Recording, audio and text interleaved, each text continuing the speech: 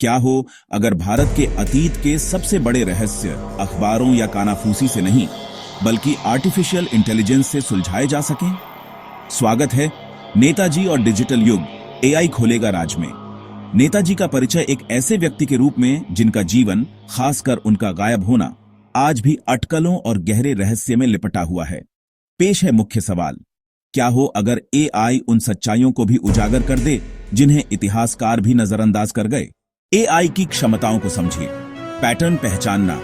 AI हजारों चिट्ठियों, रिपोर्टों और दस्तावेजों को छानकर सूक्ष्म संबंधों को भी पहचान सकता है। भाषाई विश्लेषण। अलग अलग अभिलेखागारों और भाषाओं में वाक्यांशों, शैलियों और भाषाई समानताओं का पता लगाना। विसंगतियों का पता लगाना। ऐतिहासिक डेटा सेट में विसंगतियों या अप्रत्याशित कनेक्शनों की पहचान करना। वास्तविक दुनिया से तुलना। हालांकि अभी तक नेताजी की फाइलों पर एआई के इस्तेमाल का कोई सार्वजनिक सबूत नहीं है। धर और घोष जैसे इतिहासकारों ने पारंपरिक तरीकों से अभिलेखागारों को डिक्लासिफाई किया है। एआई उस काम को तेज और गहरा कर सकता है। कल्पना कीजिए कि एआई एक जापानी खुफिया नोट को लखनऊ की एक निजी चिट्ठी से जोड़ रहा है, ऐसी चीज जिसे इंसान शायद नजरअंदाज कर दे। परिदृश्य 1। एआई भारत, रूस और जापान के अभिलेखागारों से खुफिया रिपोर्टों का मिलान करता है और एक अलग उपनाम जैसे गुमनामी बाबा के तहत नेताजी से मिलते जुलते व्यक्ति का बार बार उल्लेख पकड़ता है। परिदृश्य 2। एआई समानता का आकलन करने के लिए नेताजी और गुमनामी बाबा दोनों के नाम से लिखी चिट्ठियों में लिखावट और लेखन शैलियों का विश्लेषण करता है। परिदृश्य 3। एआई महाद्वीपों में गतिविधियों का पता लगाने के लिए यात्रा लॉग, रेडियो संदेशों या डिक्रिप्ट किए गए केबलों में पैटर्न का नक्शा बनाता है। धर और घोष का संदर्भ। दोनों लेखकों ने लंबे समय से इस सिद्धांत का समर्थन किया है कि नेताजी की मृत्यु 1945 के विमान हादसे में नहीं हुई थी, बल्कि वे उत्तर प्रदेश में गुमनामी बाबा के रूप में जीवित रहे। वे टोक्यो के रेंकोजी मंदिर में संरक्षित अवशेषों के डीएनए परीक्षण की मांग का समर्थन करते हैं और इस बात पर जोर देते हैं कि यह अंतर्राष्ट्रीय एजेंटों द्वारा पारदर्शी रूप से किया जाए।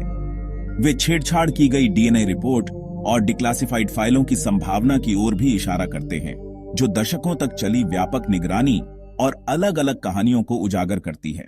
एआई को राजनीति से कोई मतलब नहीं। अनुभवजन्य पैटर्न मैचिंग और डेटा सहसंबंध के साथ एआई विचारधारा के आधार पर नहीं, बल्कि ठोस सबूतों के आधार पर सिद्धांतों की पुष्टि या खंडन कर सकता है। एआई पारदर्शिता।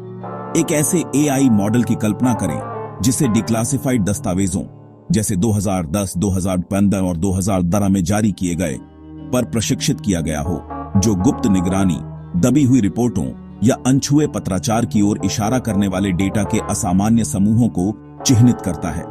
नैतिक विचार। स्रोत का पूर्वाग्रह। एआई केवल उतना ही अच्छा है जितना उसका प्रशिक्षण डेटा। अगर फाइलें अधूरी हैं या उनसे छेड़छाड़ की गई है तो परिणाम गुमराह कर सकता है। गोपनीयता और सहमति।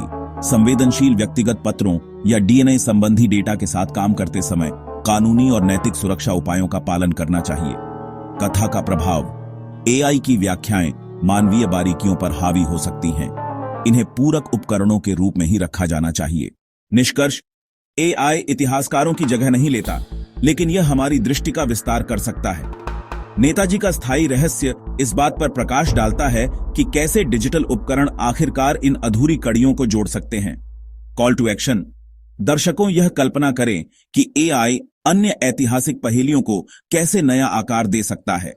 पारदर्शी अभिलेखीय अनुसंधान और मानव जांच और एआई को मिलाने वाली अंतःविषय विधियों के लिए समर्थन को प्रोत्साहित करें। अंतिम पंक्ति। अतीत केवल रहस्य नहीं फुसफुसाता, यह उन्हें समझने के लिए पर्याप्त स्मार्ट उपकरणों का इंतजार करता है।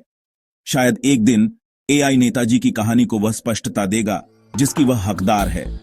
अगर आपको हमारे वीडियो अच्छे लग रहे हैं तो कृपया लाइक, शेयर करें और कमेंट्स में हमें बताएं कि आप लोग आगे कौन से टॉपिक्स पर वीडियो देखना चाहते हैं।